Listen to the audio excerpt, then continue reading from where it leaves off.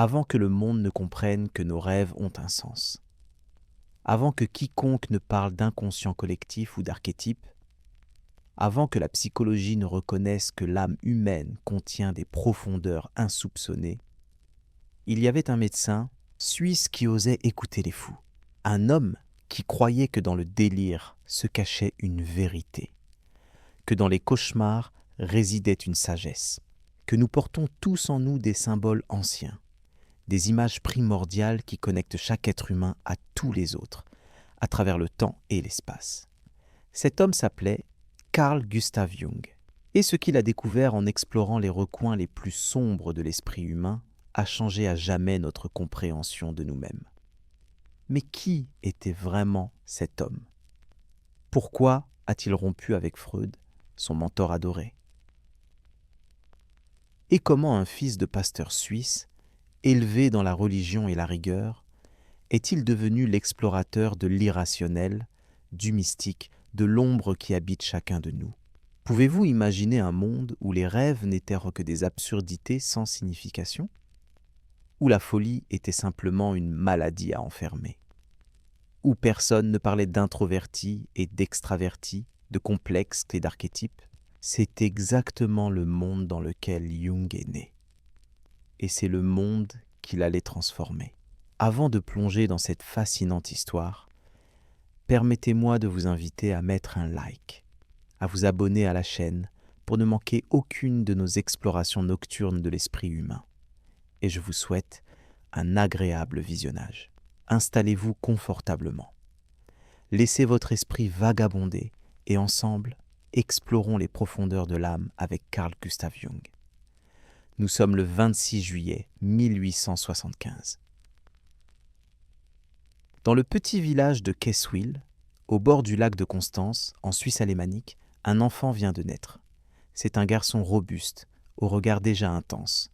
On le nomme Carl Gustav, comme son grand-père. Son père, Paul Jung, est pasteur protestant. Sa mère, Emilie Preiswerk, vient elle aussi d'une famille de pasteurs. L'enfant baigne donc dès sa naissance dans une atmosphère de religiosité, de textes sacrés, de questions sur Dieu et le salut. Mais cette atmosphère n'est pas sereine. Il y a quelque chose d'étrange dans cette famille. La mère d'Émilie, la grand-mère maternelle du petit Karl, prétend voir des fantômes. Elle parle avec les morts. Elle organise des séances de spiritisme dans son salon. Le grand-père maternel, Samuel Preiswerk, était un érudit respecté, connaisseur de l'hébreu, mais aussi fasciné par l'occultisme. Il gardait dans son bureau une chaise vide pour l'esprit de sa première épouse décédée. Le petit Karl grandit donc dans cet univers paradoxal. D'un côté, la rigueur protestante, les sermons du dimanche, la Bible lue et relue. De l'autre, les murmures sur les esprits, les prémonitions, les rêves étranges. Sa mère elle-même semble avoir deux personnalités. Le jour, elle est une femme de pasteur conventionnel, s'occupant du ménage et de la paroisse. La nuit, elle change. Elle prononce des paroles étranges. Elle semble habitée par quelque chose d'autre. L'enfant Karl observe tout cela. Il a peur. Il se sent seul. Son père est souvent absent, préoccupé par ses devoirs pastoraux. Sa mère est imprévisible. Il n'a pas de frère ni de sœur pendant ses premières années. Il passe son temps seul, dans le jardin du presbytère, à jouer avec des pierres, à construire de petites tours, à inventer des mondes imaginaires. À 3 ans, la famille déménage. Il quitte Keswil pour Laufen, un village près des chutes du Rhin. Là, dans le presbytère au bord du fleuve, le jeune Karl développe une vie intérieure intense. Il rêve, des rêves terrifiants, vivides, qui le marquent pour la vie. Dans un de ses rêves, il descend dans une caverne souterraine et découvre un trône sur lequel repose un phallus géant, couronné et vivant. Une voix lui dit que c'est le dévoreur d'hommes. Ce rêve, qu'il fera vers l'âge de 3 ou 4 ans, le hantera toute sa vie. Plus tard, il y verra le symbole de quelque chose de primordial, d'archaïque, qui existe au-delà de la conscience personnelle. L'enfance de Karl est marqué par la solitude et par des expériences étranges. Il parle peu, il observe, il sent qu'il existe deux mondes. Le monde extérieur, celui des adultes, de l'Église, des conventions sociales. Et le monde intérieur, celui des rêves, des visions, des pressentiments. Et ce monde intérieur lui semble plus réel, plus important que l'autre. Vers l'âge de 7 ans, Karl commence l'école. Il découvre qu'il est différent des autres enfants. Il joue, rit, insouciant. Lui reste sérieux, pensif, préoccupé par des questions que personne d'autre ne semble se poser. Pourquoi existons-nous ? Qu'est-ce que Dieu ? Pourquoi y a-t-il le mal ? Ces questions le tourmentent. Il les pose à son père, mais les réponses du pasteur ne le satisfont pas. Elles semblent creuses, répétées mécaniquement, sans conviction réelle. Karl se rend compte que son père doute, que derrière les sermons dominicaux se cache un homme qui n'est pas sûr de sa foi. Cette découverte est dévastatrice pour l'enfant. Si son père, le pasteur, doute, alors qui peut croire ? Cette faille dans l'autorité paternelle marquera profondément Jung. Plus tard, il écrira sur la nécessité de trouver sa propre vérité, de ne pas accepter aveuglément les dogmes, même religieux. Vers l'âge de 10 ans, Karl vit une expérience cruciale. Il est à Bâle, devant la cathédrale. Il admire la beauté du bâtiment, le soleil brillant sur les tuiles vernissées. Soudain, une pensée commence à se former dans son esprit. Une pensée terrible, blasphématoire.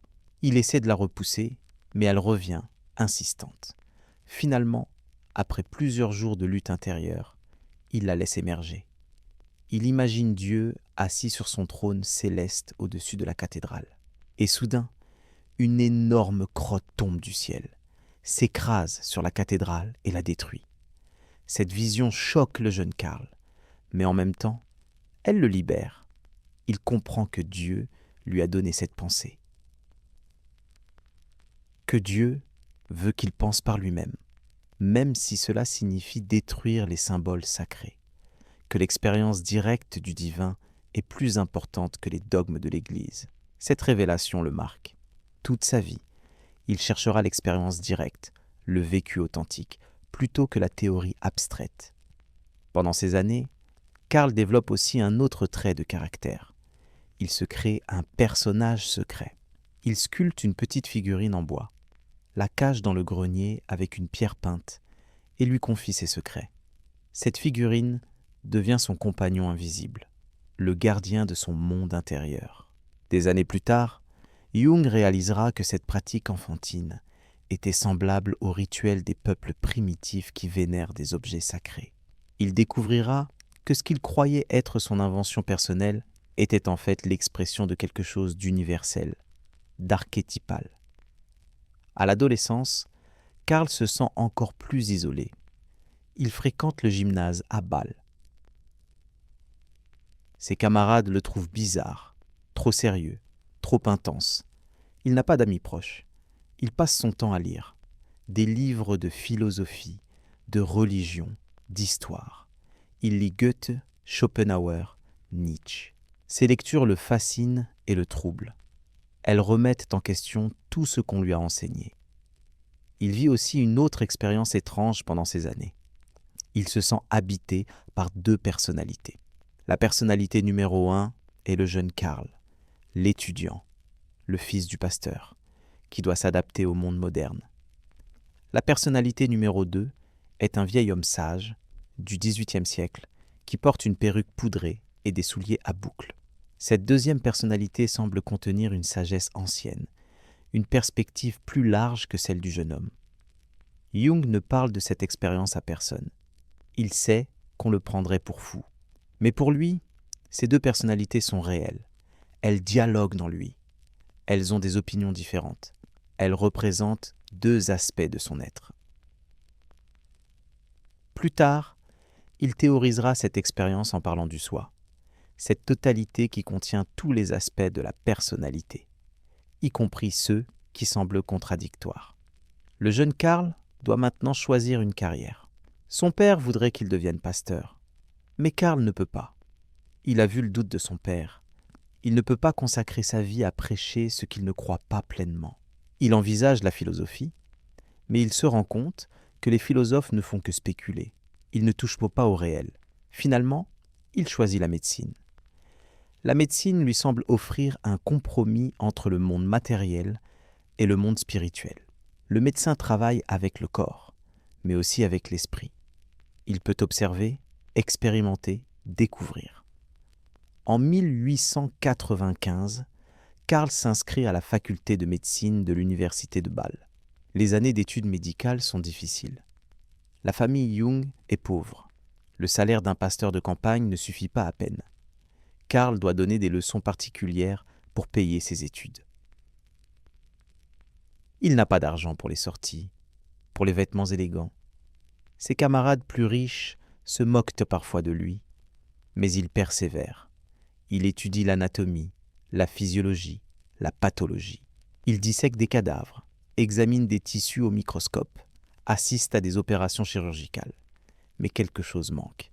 La médecine telle qu'on l'enseigne est purement matérialiste. Le corps est une machine. Les maladies sont des dysfonctionnements mécaniques. On ne parle jamais de l'âme, des émotions, des rêves. Jung se sent frustré. Il y a là une dimension entière de l'être humain qui est ignorée. En 1898, alors qu'il approche de la fin de ses études, Jung doit choisir une spécialité. Il hésite entre la chirurgie et la médecine interne.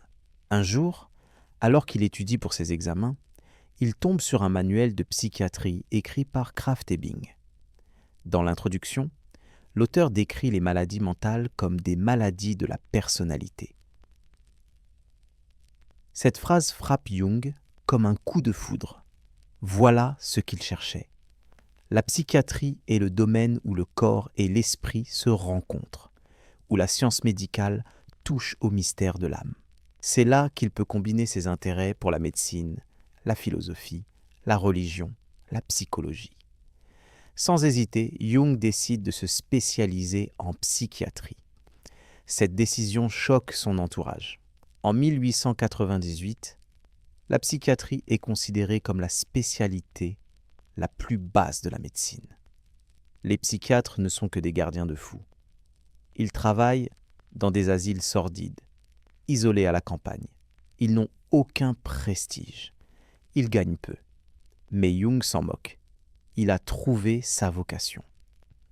En décembre 1899, Jung commence son travail à l'hôpital psychiatrique de Burgelsli, près de Zurich. Burgelsli est l'un des hôpitaux psychiatriques les plus avancés d'Europe. Son directeur, Eugène Bleuler, est un psychiatre progressiste qui croit que les maladies mentales peuvent être comprises et traitées. Il encourage ses assistants à parler avec les patients, à les écouter, à essayer de comprendre leur monde intérieur. Jung arrive à Burgelsli avec enthousiasme. Il emménage dans le bâtiment de l'hôpital lui-même. Il est disponible 24 heures sur 24. Il mange avec les patients. Il les observe constamment. Il prend des notes détaillées sur leur comportement, leurs paroles, leurs délires. Ce qu'il découvre le fascine. Les patients psychiatriques ne sont pas simplement fous. Leurs symptômes ont un sens.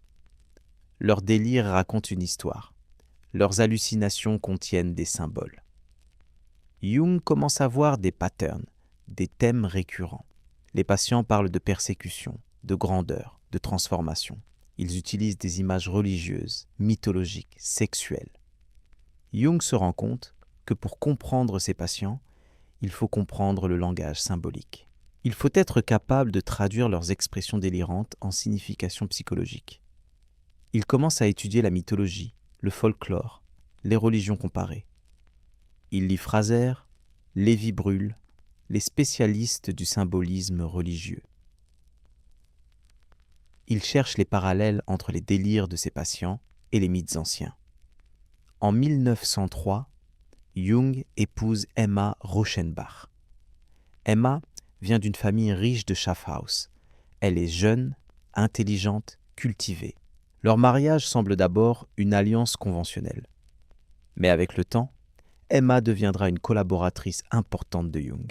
Elle l'aidera dans ses recherches, éditera ses textes et développera ses propres théories sur la psychologie féminine. Le couple s'installe près de Burgelsli. Ils auront 5 enfants ensemble. Agathe, Grete, Franz, Marianne et Hélène. Jung est un père distant, mais aimant.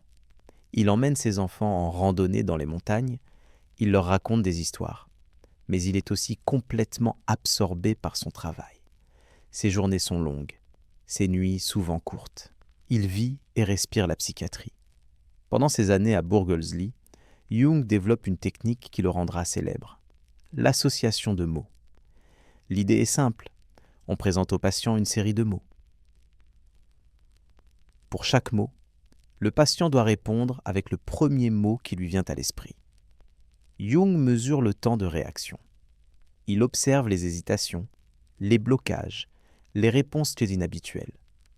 Ce qui l'intéresse, ce sont les perturbations, quand le patient hésite longuement avant de répondre, quand il donne une réponse bizarre ou inappropriée, quand il montre des signes d'émotion.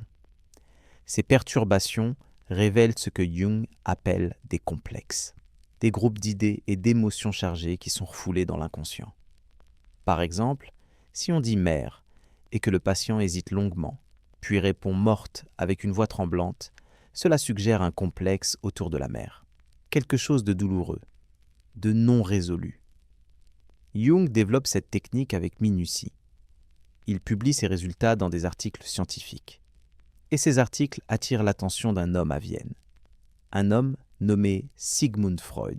Freud, en 1906, est déjà célèbre dans certains cercles, mais aussi controversé.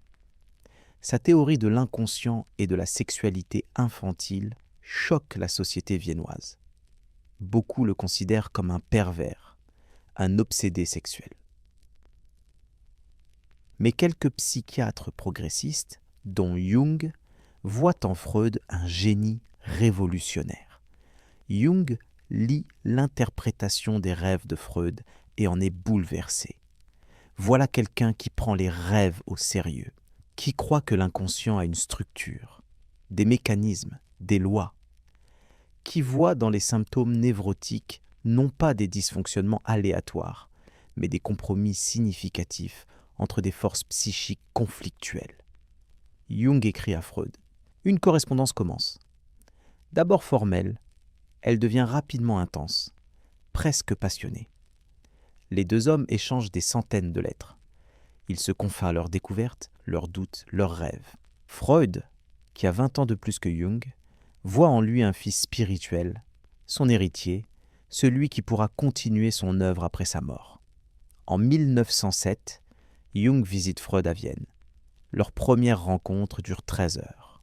Ils parlent sans arrêt, passant d'un sujet à l'autre, s'interrompant mutuellement, s'excitant réciproquement. C'est le début d'une amitié intense qui durera 6 ans et qui se terminera dans l'amertume et la rupture. Mais pour l'instant, c'est une période de collaboration fructueuse. Freud introduit Jung dans le mouvement psychanalytique naissant. Jung devient le premier président de l'Association psychanalytique internationale. Il est le champion de la psychanalyse en Suisse, puis en Allemagne. Il défend Freud contre ses critiques. Il propage ses idées. Mais dès le début, il y a des tensions. Jung n'accepte pas toutes les théories de Freud. En particulier, il trouve que Freud accorde trop d'importance à la sexualité. Pour Freud, presque tout dans la psyché humaine s'explique par la libido sexuelle et ses vicissitudes.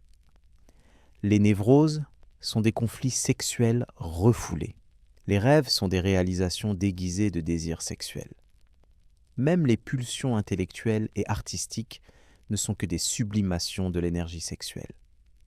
Jung trouve cette vision réductrice. Pour lui, l'énergie psychique, la libido, n'est pas seulement sexuelle. C'est une énergie vitale générale qui peut prendre de nombreuses formes. La créativité, la spiritualité, la quête de sens ne sont pas de simples sublimations du sexe. Elles sont des besoins humains authentiques, aussi fondamentaux que la sexualité. Cette divergence théorique se double d'une tension personnelle. Freud veut que Jung accepte ces théories comme des dogmes. Il veut créer une orthodoxie psychanalytique. Jung, avec son tempérament indépendant, refuse de se soumettre. Il veut explorer, expérimenter, développer ses propres idées. La rupture arrive en 1912 et 1913. Jung publie son livre « Métamorphose et symboles » de la libido, où il présente sa propre théorie de l'inconscient, différente de celle de Freud. Freud est furieux. Il voit cela comme une trahison. Les lettres entre les deux hommes deviennent froides, puis acerbes. Finalement, en janvier 1913, Freud met fin à leur correspondance. Pour Jung, cette rupture est dévastatrice. Il perd non seulement un mentor et un ami, mais aussi une communauté. Le mouvement psychanalytique le rejette. On l'accuse d'hérésie, de déviation, de trahison. Ses anciens collègues lui tournent le dos. Il se retrouve isolé. Mais il y a pire. La rupture avec Freud déclenche en Jung une crise psychologique profonde. Il commence à avoir des visions terrifiantes. Il voit l'Europe submergée par un déluge de sang. Il voit des cadavres flotter dans les rues. Il entend des voix. Il se demande s'il devient fou. En août 1914, la Première Guerre mondiale éclate. Jung réalise que ces visions n'étaient pas de la folie personnelle, mais des prémonitions de la catastrophe collective. Cette réalisation le bouleverse. Comment avait-il pu percevoir ce qui allait arriver ? Qu'est-ce que cela signifiait sur la nature de l'inconscient ? Jung décide de se lancer dans une exploration systématique de son propre inconscient. C'est une entreprise risquée. Il sait qu'il pourrait perdre la raison, mais il sent que c'est nécessaire, qu'il doit descendre dans les profondeurs pour comprendre ce qui s'y trouve. Il commence ce qu'il appellera plus tard son confrontation avec l'inconscient. Chaque jour, il se retire dans son étude. Il se met dans un état de relaxation.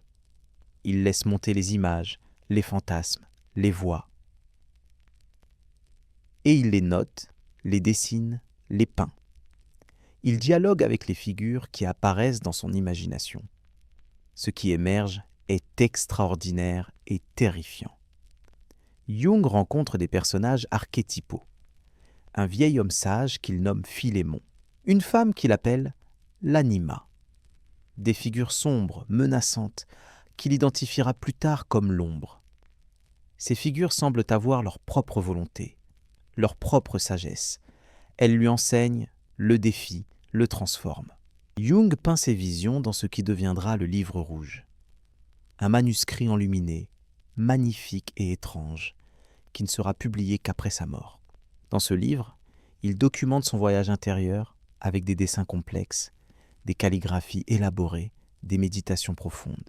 Cette période, de 1913 à 1919 environ, est la plus créative et la plus dangereuse de la vie de Jung. Il vit avec un pied dans le monde ordinaire et un pied dans le monde visionnaire. Le matin, il reçoit des patients, donne des conférences, s'occupe de sa famille. L'après-midi et le soir, il descend dans les profondeurs de son inconscient. Sa famille s'inquiète. Emma voit son mari changer, distant, absorbé par quelque chose qu'elle ne comprend pas. Mais Jung continue. Il sent qu'il est sur la piste de quelque chose d'important, que ce qu'il découvre n'est pas seulement personnel, mais universel. Et effectivement, à travers cette exploration, Jung développe ses concepts les plus importants. L'inconscient collectif, les archétypes, l'individuation, l'ombre, l'anima et l'animus, le soi. Ces concepts, qu'il formulera dans les décennies suivantes, naissent tous de cette confrontation avec l'inconscient. L'inconscient collectif est l'idée révolutionnaire de Jung. Pour Freud, l'inconscient était personnel. Il contenait les désirs refoulés, les traumatismes oubliés de l'individu. Pour Jung, il existe un niveau plus profond, un inconscient qui est commun à toute l'humanité. un réservoir d'images, de symboles, de patterns qui sont hérités, inscrits dans la structure même de la psyché humaine. Comment Jung arrive-t-il à cette idée ? Par l'observation. Il remarque que ses patients, quelle que soit leur origine culturelle, produisent des images similaires. Une femme suisse rêve d'un serpent qui se mord la queue. Un homme africain hallucine un œil céleste qui voit tout. Une enfant dessine un mandala symétrique. Ces images apparaissent dans toutes les cultures, à toutes les époques. L'ouroboros, l'œil d'Horus, les mandalas bouddhistes. Jung conclut que ces images ne sont pas apprises. Elles sont innées. Elles émergent spontanément de l'inconscient. Il les appelle des archétypes, des patterns psychiques universels qui structurent notre expérience du monde. La mère, le père, le héros, le sage, le trickster. Ces figures apparaissent dans tous les mythes, toutes les religions, tous les contes de fées. Et elles apparaissent aussi dans les rêves et les fantasmes de personnes ordinaires qui n'ont jamais étudié la mythologie. Cette théorie est radicale.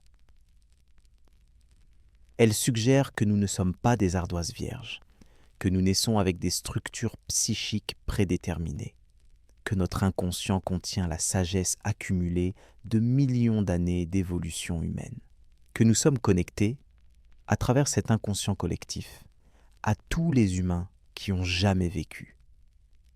Jung développe aussi le concept d'ombre. L'ombre est la partie de nous-mêmes que nous nions, que nous refoulons, que nous projetons sur les autres. Ce sont nos qualités négatives, nos pulsions inacceptables, nos potentiels non réalisés. Jung insiste sur l'importance de reconnaître et d'intégrer l'ombre. Sinon, elle nous contrôle à notre insu. Elle se manifeste dans des accès de colère inexplicables, dans des projections paranoïaques, dans des comportements autodestructeurs. L'anima et l'animus sont d'autres concepts clés.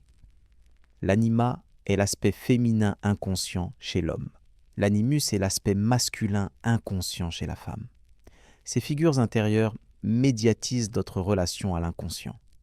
Elles apparaissent dans nos rêves sous forme de personnages du sexe opposé. Et elles influencent nos relations amoureuses, car nous projetons souvent notre anima ou notre animus sur nos partenaires. Le soi, enfin, est le concept le plus important et le plus difficile de Jung. Le soi est la totalité de la psyché. Il inclut le conscient et l'inconscient, le personnel et le collectif, le bon et le mauvais. C'est le centre organisateur de la personnalité. Le but de la vie psychologique pour Jung est l'individuation, le processus par lequel nous devenons nous-mêmes, par lequel nous réalisons notre soi unique. L'individuation n'est pas l'individualisme égoïste. C'est au contraire un processus qui nous connecte à quelque chose de plus grand que nous. En devenant pleinement nous-mêmes, nous réalisons aussi notre nature commune avec toute l'humanité. Nous découvrons que notre soi unique est aussi un soi universel. Pendant les années 20 et 30, Jung développe et affine ces concepts. Il publie de nombreux livres et articles. Type psychologique en 1921, où il introduit les concepts d'introversion et d'extraversion. Psychologie et alchimie en 1944, où il montre comment les alchimistes médiévaux projetaient des processus psychologiques inconscients dans leur manipulation chimique. Jung voyage aussi énormément pendant cette période. Il visite les Indiens Pueblos du Nouveau-Mexique. Il va au Kenya et en Ouganda pour observer les peuples africains. Il se rend en Inde pour étudier la philosophie hindoue. Ces voyages ne sont pas du tourisme. Jung cherche à comprendre comment différentes cultures expriment les mêmes archétypes universels de façon différente. Chez les Pueblos, il est fasciné par leur relation au soleil, qu'ils considèrent comme leur père et qu'ils aident chaque jour à traverser le ciel par leurs rituels. En Afrique, il observe comment les Africains vivent encore dans un monde animé, où chaque arbre, chaque pierre peut contenir un esprit. En Inde, il étudie les mandalas, les chakras, les concepts du soi dans l'hindouisme et le bouddhisme. Ces voyages confirment sa théorie de l'inconscient collectif. Partout, Il trouve les mêmes thèmes. La mort et la renaissance. Le héros qui doit affronter un dragon. La descente aux enfers suivie d'une ascension. La quête de l'unité et de la complétude. Ces thèmes ne sont pas accidentels. Ils reflètent des structures profondes de la psyché humaine. Pendant ce temps, la vie personnelle de Jung devient de plus en plus complexe. Son mariage avec Emma est stable, mais pas passionné. Jung a plusieurs relations extra-conjugales. La plus importante est avec Toni Wolff, une ancienne patiente devenue collaboratrice. Toni joue un rôle crucial dans le travail de Jung. Elle l'aide à naviguer dans ses périodes de dépression. Elle contribue à ses théories. Mais cette relation crée une tension constante dans la famille. Emma souffre de cette situation, mais l'accepte. Elle comprend que Toni est importante pour le travail de son mari. Elle-même développe ses propres intérêts intellectuels. Elle donne des conférences sur le Graal. Elle écrit sur l'animus. Elle devient une analyste respectée à part entière. Mais la douleur est là, la trahison, le sentiment d'être insuffisante. Jung justifie ses infidélités par sa théorie psychologique. Il parle du besoin d'intégrer différents aspects de l'anima, de vivre pleinement, de ne pas refouler. Mais on peut se demander si ce n'est pas simplement de la rationalisation. Si Jung ne fait pas simplement ce que beaucoup d'hommes de son époque et de son milieu faisaient, prendre ce qu'ils voulaient et justifier leurs actions par de belles théories. Cette question de l'éthique personnelle de Jung est importante, car Jung n'était pas seulement un théoricien, il était un gourou.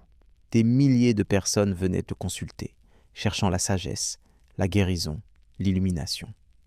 Ses patients le vénéraient souvent. Ils le voyaient comme un sage, un guide spirituel. Et Jung acceptait ce rôle. Il jouissait de cette vénération. Mais en même temps, Jung était profondément humain. Il avait ses faiblesses, ses contradictions, ses zones d'ombre. Il prêchait l'intégration de l'ombre, mais luttait lui-même avec ses propres aspects sombres. Il parlait de l'importance de l'humilité, mais pouvait être arrogant et autoritaire. Il insistait sur l'authenticité, mais vivait une vie compliquée de mensonges et de secrets. Ces contradictions ne diminuent pas nécessairement la valeur de ses théories, mais elles nous rappellent que Jung était un homme, pas un saint, que ses idées, aussi brillantes soient-elles, sont nées d'une psyché humaine avec toutes ses imperfections. Les années 30 apportent une nouvelle complication. L'ascension du nazisme en Allemagne. La position de Jung face au nazisme est controversée et ambiguë. D'un côté, il accepte de présider la Société médicale générale internationale de psychothérapie, une organisation qui a été nazifiée. Il publie des articles dans des revues contrôlées par les nazis. Il fait des déclarations qui peuvent être interprétées comme antisémites, parlant de différences psychologiques entre juifs et ariens. D'un autre côté, Jung aide secrètement des analystes juifs à fuir l'Allemagne. Il cache des réfugiés. Il critique le nazisme dans des contextes privés. Après la guerre, il insiste sur le fait qu'il a joué un jeu dangereux, maintenant une façade de coopération pour pouvoir aider les victimes. La vérité est probablement complexe. Jung n'était pas un nazi. Il n'approuvait pas le génocide et la violence. Mais il était fasciné par le phénomène du nazisme en tant que psychologue. Il voyait Hitler comme possédé par des archétypes puissants. Il voyait le peuple allemand comme pris dans une possession collective par l'archétype de Wotan, le dieu guerrier germanique. Cette fascination clinique pouvait sembler de l'indifférence morale. Jung analysait le nazisme comme un phénomène psychologique intéressant alors que des millions mouraient. Et certaines de ses formulations, parlant de l'inconscient juif versus l'inconscient arien, alimentaient, même involontairement, l'idéologie raciale nazie. Après la guerre, Jung est critiqué pour ses actions pendant le nazisme. Il se défend, explique, justifie. Mais l'ombre de cette période reste sur sa réputation. C'est un rappel que même les grands penseurs peuvent se tromper, peuvent être aveuglés, peuvent faire des compromis moralement douteux. La guerre elle-même bouleverse Jung. Il voit en elle la manifestation de l'ombre collective. Toute la violence, la haine, la barbarie que la civilisation européenne avait refoulée explose dans une orgie de destruction. Auschwitz, Hiroshima, ces noms deviennent des symboles de jusqu'où l'humanité peut tomber quand elle nie son ombre. Après la guerre, Jung a déjà 70 ans, mais il continue à travailler. Il écrit certains de ses livres les plus importants.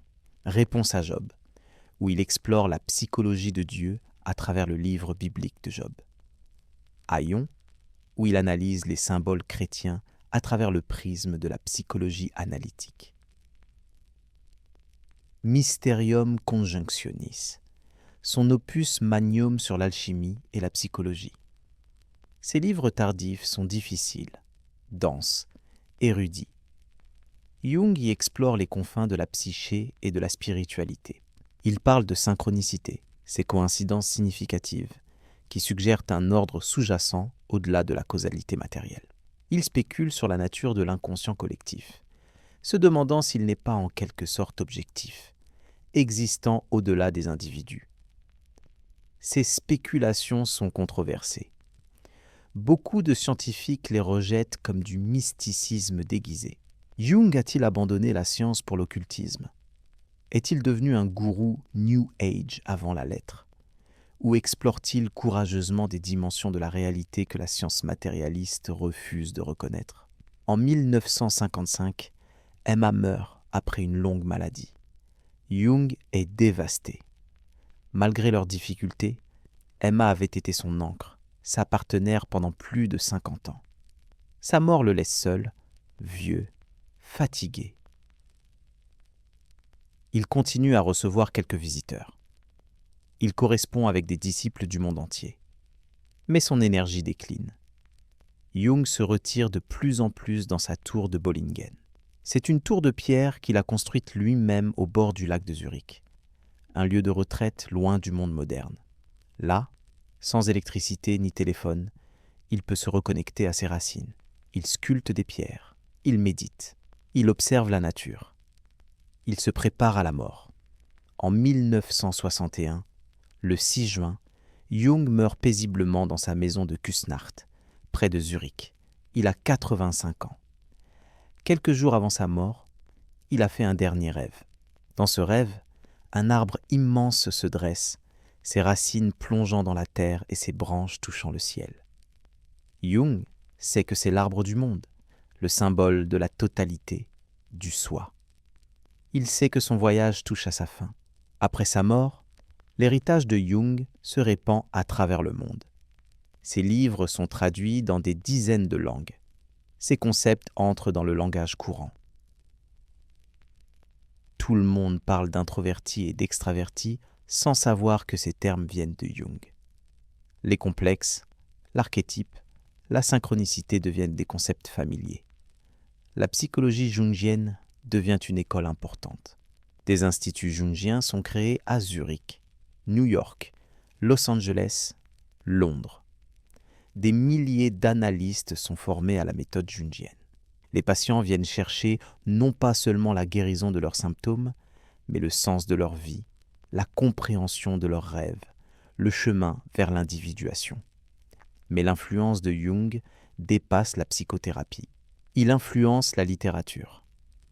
Hermann Hesse, lauréat du prix Nobel, est un patient et un ami de Jung. Ses romans, en particulier Demian et Le loup des steppes, sont profondément jungiens. Ils explorent le voyage intérieur, la rencontre avec l'ombre, la quête du soi. Les mythologues s'inspirent de Jung. Joseph Campbell développe sa théorie du monomythe, le voyage du héros présent dans toutes les cultures, en s'appuyant sur les concepts jungiens. Son livre « Le héros aux 1000 visages » influence toute une génération d'écrivains et de cinéastes. George Lucas crée Star Wars en utilisant explicitement le schéma campbellien-jungien. Les mouvements New Age adoptent Jung, parfois en le simplifiant, en le réduisant à des clichés faciles. Les chakras, les mandalas, la synchronicité deviennent des buzzwords. Jung devient une icône de la spiritualité alternative, ce qui aurait probablement à la fois flatté et irrité l'homme lui-même. Dans les années 60 et 70, Jung devient une figure clé de la contre-culture. Les jeunes qui rejettent le matérialisme et le rationalisme de leurs parents se tournent vers Jung. Ils expérimentent avec le LSD et d'autres psychédéliques, cherchant à explorer l'inconscient comme Jung l'avait fait. Ils lisent le livre rouge comme un texte sacré. Ils voient en Jung un prophète de la conscience élargie. Mais Jung influence aussi les milieux plus conservateurs. Les chrétiens trouvent dans ses écrits une défense sophistiquée de la religion. Jung ne croit pas au dogme de l'Église, mais il croit au pouvoir transformateur des symboles religieux. Il croit que les mythes chrétiens, comme tous les mythes, expriment des vérités psychologiques profondes. Cette position permet aux croyants modernes de maintenir leur foi tout en acceptant les critiques scientifiques de la religion. En psychologie académique, Jung est plus controversé. Freud reste la figure dominante. Les behavioristes et plus tard les cognitivistes rejettent Jung comme non scientifique. Ces concepts sont considérés comme vagues, non testables, métaphysiques. L'inconscient collectif, les archétypes, comment peut-on les mesurer, les quantifier, les prouver expérimentalement? Et pourtant, certaines découvertes récentes en neurosciences et en psychologie évolutionniste semblent confirmer certaines intuitions jungiennes. L'idée que nous avons des structures psychiques innées, que certains patterns de pensée et de comportement sont universels, que notre cerveau contient l'héritage évolutif de nos ancêtres. Tout cela résonne avec les théories de Jung, même si les mécanismes proposés sont différents.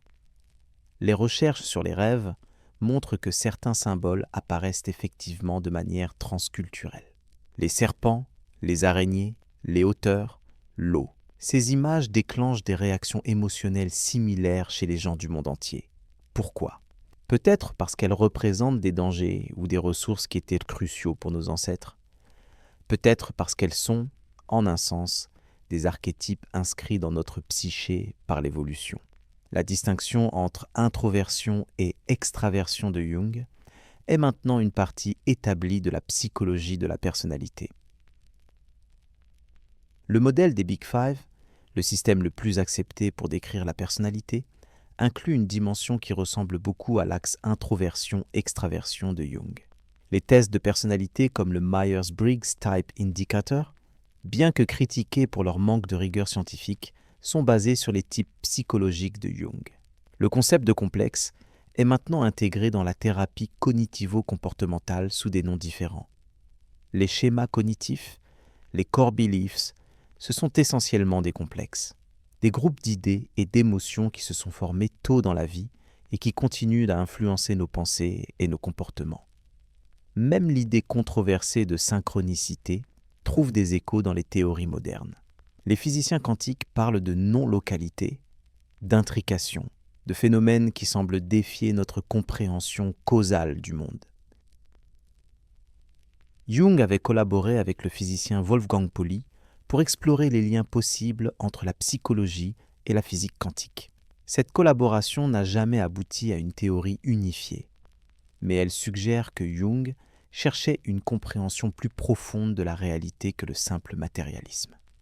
Alors, quel est l'héritage final de Jung ? Qu'a-t-il apporté au monde ? Plusieurs choses, je pense. D'abord, Jung a légitimé la vie intérieure. Il a montré que nos rêves, nos fantasmes, nos expériences spirituelles ne sont pas des absurdités à ignorer, mais des messages de l'inconscient à écouter. Il a rendu respectable l'exploration de soi-même. La psychothérapie n'est plus seulement pour les malades mentaux. C'est un voyage de découverte de soi que toute personne peut entreprendre. Ensuite, Jung a créé un pont entre la science et la spiritualité. À une époque où ces deux domaines semblaient inconciliables, Jung a montré qu'on pouvait étudier scientifiquement les phénomènes spirituels, que les symboles religieux pouvaient être analysés psychologiquement sans les réduire à de simples illusions. Cette synthèse reste controversée, mais elle offre un chemin pour ceux qui veulent être à la fois rationnels et spirituels. Jung a aussi démocratisé la psychologie. Freud était essentiellement un médecin traitant des malades. Jung a élargi la portée de la psychologie pour inclure les gens normaux cherchant le sens et la croissance. Il a fait de la psychologie une quête existentielle, pas seulement une thérapie médicale. C'est en grande partie grâce à Jung que nous avons aujourd'hui des coachs de vie, des conseillers spirituels, des thérapeutes qui aident les gens non pas à guérir d'une maladie, mais à vivre plus pleinement. Le concept d'individuation de Jung a particulièrement résonné dans la culture moderne. L'idée que le but de la vie est de devenir soi-même, de réaliser son potentiel unique, est maintenant presque un cliché. Mais c'était révolutionnaire quand Jung l'a proposé. Dans une société qui valorisait la conformité, Jung disait que la vraie valeur était dans l'unicité, que chacun a un chemin unique à suivre, que copier les autres, même les grands, est une trahison de soi-même. Cette idée a influencé les mouvements de croissance personnelle, la psychologie humaniste d'Abraham Maslow et de Carl Rogers, et toute la culture de l'authenticité et de la réalisation de soi qui domine maintenant le discours thérapeutique et même publicitaire. Soyez vous-même. Trouvez votre passion. Réalisez vos rêves. Tous ces slogans dérivent, en partie, de l'individuation jungienne. Jung a aussi popularisé l'idée que nous avons tous une ombre, que nous refoulons des parties de nous-mêmes.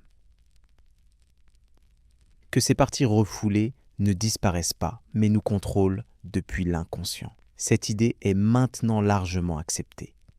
Les thérapeutes parlent couramment de travail sur l'ombre. Les gens comprennent que leurs accès de colère, leurs projections, leurs comportements autodestructeurs viennent souvent de parties d'eux-mêmes qu'ils ont niées. L'insistance de Jung sur l'importance des symboles a aussi eu un impact durable. Dans une culture qui tendait vers le littéralisme et le matérialisme, Jung rappelait que les symboles, les mythes, les rituels ont un pouvoir profond. Ils parlent à des niveaux de notre être que la raison consciente ne peut atteindre. Cette compréhension a influencé l'art, la littérature, même le marketing et la publicité qui utilisent maintenant consciemment des images archétypales pour toucher les consommateurs. Mais l'héritage de Jung n'est pas sans problème. Ces théories peuvent être mal utilisées. L'astrologie psychologique prétend s'appuyer sur Jung. Les systèmes de type de personnalité simpliste utilisent son nom. Des gourous charismatiques se réclament de la psychologie jungienne pour manipuler leurs disciples. Jung lui-même n'aurait probablement pas approuvé ces usages. Il y a aussi le risque de ce qu'on pourrait appeler l'inflation psychologique. L'idée que tout est symbolique, que tout a une signification profonde, peut mener à une forme de nombrilisme. Au lieu de s'engager dans le monde réel, on passe son temps à analyser ses rêves, à chercher des synchronicités, à voir des archétypes partout. Jung lui-même mettait en garde contre ce risque. L'individuation, disait-il, ne consiste pas à se retirer dans son monde intérieur, mais à vivre plus pleinement dans le monde extérieur. Un autre problème est la tendance à utiliser Jung pour justifier l'irrationalisme. Si l'inconscient contient une sagesse profonde, pourquoi faire confiance à la raison? Si les symboles et les mythes sont plus vrais que les faits, pourquoi s'embarrasser de la science? Cette attitude, que Jung lui-même n'aurait pas approuvée entièrement, a contribué à certains aspects anti-intellectuels de la culture New Age. Malgré ces problèmes, l'influence de Jung reste immense. Dans les cabinets des psychothérapeutes du monde entier, des gens racontent leurs rêves et les analysent à la lumière des archétypes jungiens. Dans les universités, des étudiants en littérature utilisent les concepts de Jung pour analyser les personnages et les thèmes des romans et des films. Dans les entreprises, les conseillers en développement personnel utilisent les types psychologiques de Jung pour améliorer la communication et le travail d'équipe. Jung nous a donné un langage pour parler de dimensions de l'expérience humaine qui étaient auparavant ineffables. L'ombre, l'anima, le soi, l'individuation. Ces mots ne sont peut-être pas scientifiquement précis, mais ils capturent quelque chose de réel dans notre expérience vécue. Ils nous aident à naviguer dans les complexités de nos vies intérieures. Plus profondément, Jung nous a rappelé que nous sommes des êtres de sens, pas seulement des organismes biologiques. Nous ne vivons pas seulement pour satisfaire nos besoins biologiques. Nous cherchons le sens, la beauté, la transcendance. Nous racontons des histoires. Nous créons des mythes. Nous cherchons notre place dans le cosmos. Cette quête est aussi fondamentale que le besoin de nourriture ou de sexe. Et c'est cette quête que Jung a mise au centre de sa psychologie.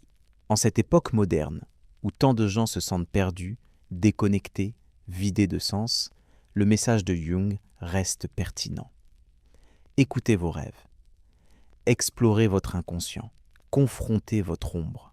Suivez votre propre chemin unique vers l'individuation. Ne vous contentez pas de vivre à la surface. Descendez dans les profondeurs. C'est là que se trouve votre véritable soi. C'est là que se trouve le sens. Jung n'était pas parfait. Il avait ses aveuglements, ses contradictions, ses erreurs. Mais il était profondément humain. Et c'est peut-être son plus grand enseignement.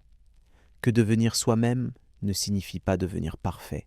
Cela signifie embrasser sa totalité, lumière et ombre, raison et folie, science et mythe.